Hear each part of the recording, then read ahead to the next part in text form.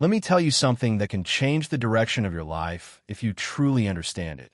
Stop telling people what you are about to do.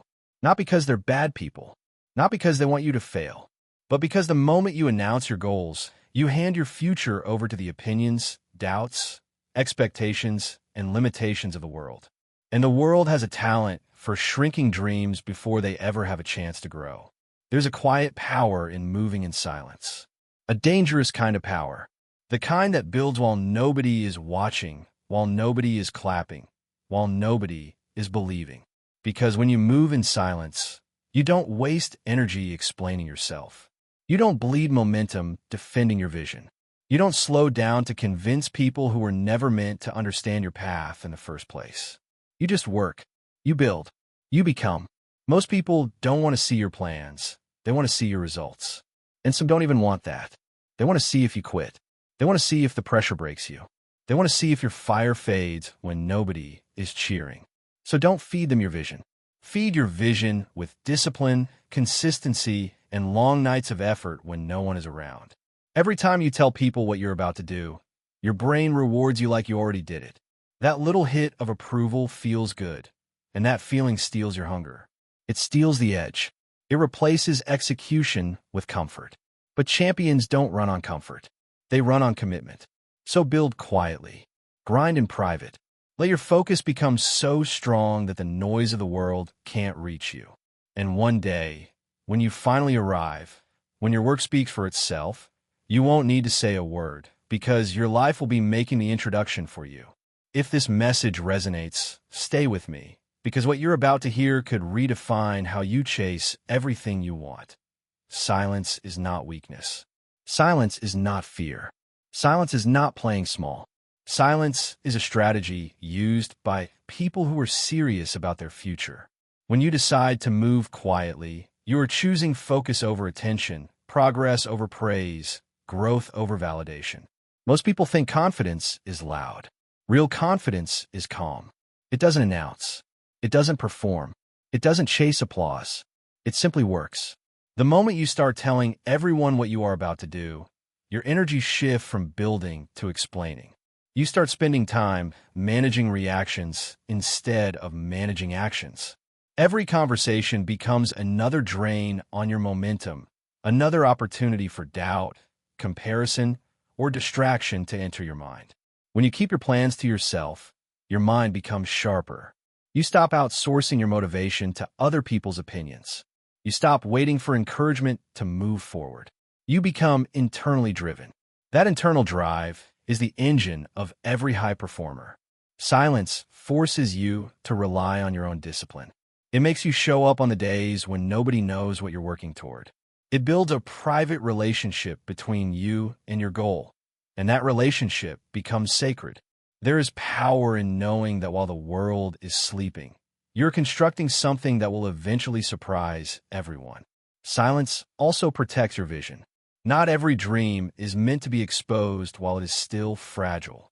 When a seed is planted, it is covered for a reason. Too much light too early kills growth. Your goals work the same way. They need darkness, patience, and protection. When you speak them too soon, you invite unnecessary pressure.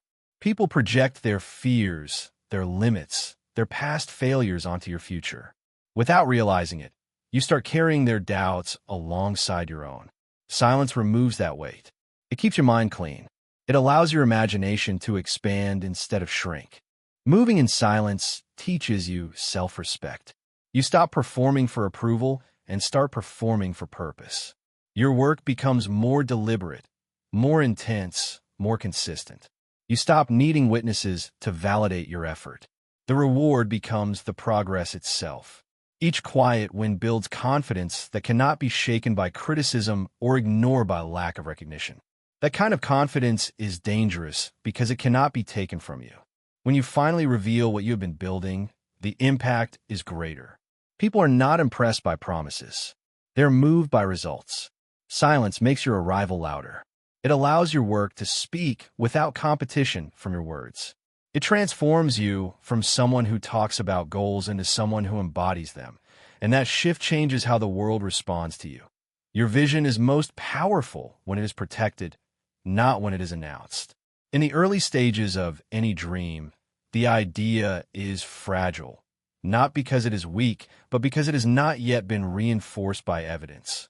When you share your plans too early, you expose that fragile vision to forces it is not ready to withstand. Opinions, reactions, skepticism, comparison, and even casual comments begin to shape how you see your own future. Without noticing it, you start adjusting your dream to make it sound more realistic, more acceptable, more understandable to people who are not responsible for carrying it. The original fire that inspired you slowly dims, not because the dream was wrong, but because it was exposed before it had time to mature. Every great achievement begins as something uncertain. It requires belief before proof. When that belief is private, it grows stronger. You rehearse it in your mind, refine it in your actions, and reinforce it with every small step forward. But when you reveal it too soon, your brain starts confusing talking with doing. You receive emotional rewards from the conversation, and that satisfaction steals urgency from your execution. The hunger that should drive your work is replaced by the comfort of being acknowledged. Over time, the dream becomes something you discuss instead of something you build. The world does not know how to protect your vision because the world does not share your responsibility for it. People often respond from their own experiences, limitations, and disappointments. Their comments may sound practical, but they are shaped by the boundaries of their own lives. When you allow those boundaries into your thinking, your vision begins to shrink. What once felt bold now feels unrealistic. What once felt possible now feels risky. This is not because the dream changed, but because the environment around it did. Protecting your vision allows it to develop its own strength. In private, you are free to imagine without restriction, to fail without embarrassment, to adjust without explanation. You can make mistakes and learn from them without an audience defining your progress. This creates resilience. Each small victory builds confidence, and each setback builds wisdom. By the time the world sees what you're working on, the foundation is solid. The dream is no longer dependent on belief alone. It is supported by experience, discipline, and results. When the time finally comes to reveal your work, it stands on its own. You are no longer seeking approval or permission. You are presenting reality. The difference between a fragile idea and a powerful vision is the time it was given to grow in silence and commitment. Most people do not truly support your dream, and understanding this is not meant to make you bitter or distrustful, but clear. Support is rare because real support requires emotional investment, patience, and the willingness to believe in something before there is proof. What most people offer instead is curiosity. They ask about your goals not because they want to help you build them, but because they want to observe the process. They want to see whether you stay consistent, whether you struggle, whether you change your mind, whether life pressures you into giving up. This observation is not always malicious. Often it is subconscious. People measure your progress against their own choices, and your pursuit makes them reflect on the chances they didn't take, the risks they avoided, and the dreams they postponed. When you begin to move towards something bigger, your growth makes others uncomfortable. Your ambition quietly questions their comfort zone. Your discipline highlights their procrastination. Your focus exposes their distractions. Without saying anything, your effort becomes a mirror, and not everyone likes what they see. So instead of actively supporting your journey, they stand on the sidelines, watching to see how it unfolds. Some wait for you to succeed so they can celebrate the outcome. Others wait for you to fail so they can feel justified in staying where they are. Either way, their interest is in the result, not the struggle. This is why seeking validation from people is dangerous. The same crowd that watches you build will not carry your weight when things get heavy. They will not be there for the lonely mornings, the uncertain nights, the moments when doubt feels louder than hope. They will not feel the pressure that sits on your chest when the plan is not working and you have to figure out anyway. That responsibility is yours alone. When you realize this, you stop expecting encouragement and start cultivating endurance. You stop waiting for applause and start training your self-respect. Learning that most people are observers frees you. You no longer perform your progress for approval. You stop announcing every move. You stop explaining delays. You stop defending your direction. You move according to your own standards instead of the expectations of an audience that was never meant to lead your life. Your energy stays focused on execution instead of explanation. When you finally reach the point where your work becomes visible, the narrative changes. The same people who watched quietly will say they always believed in you. They will praise your dedication and admire your strength. But by then, you no longer need their belief. You built your own, step by step, in the moments when no one else was standing beside you.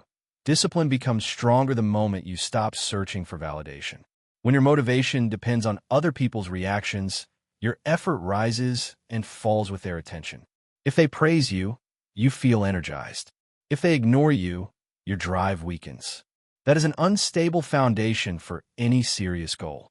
Real discipline is built when no one is watching, when there is no recognition, no encouragement, and no guarantee of reward.